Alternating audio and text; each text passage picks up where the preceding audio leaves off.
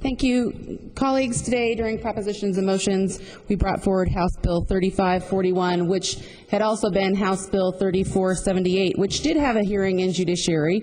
It was amended to next to nothing. It was watered down, sent down to Ways and Means, and parked.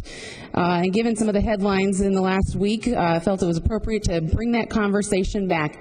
Because what House Bill 3541 would do was give parity to victims who have been sexually abused by public employees.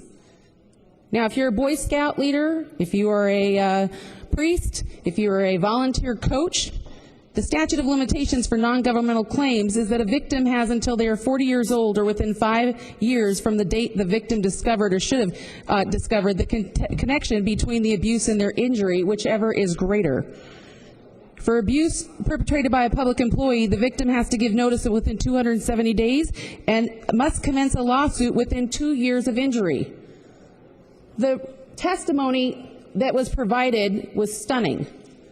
The governor's office sent someone down with their fact sheets and figures and testified that not a good bill.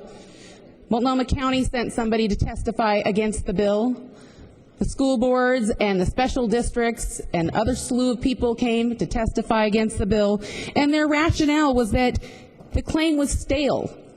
Anything past 2 years and the claim would be stale. That the proposed changes would do great harm to public treasuries. That it would cripple the public coffers.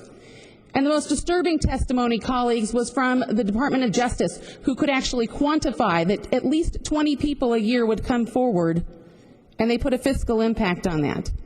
I don't know how we come up with a fiscal impact and how we quantify that 20 people a year would come forward who've been abused by public workers. We had a bill yesterday about keeping public workers safe, and I think the majority of all of our public workers do a great job.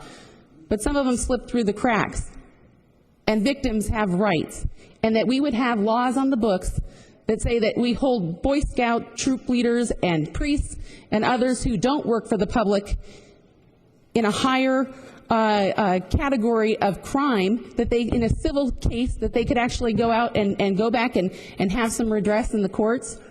But that we shield a public worker is not appropriate, it's not acceptable, and it makes my skin crawl that we didn't do anything this session to remedy that.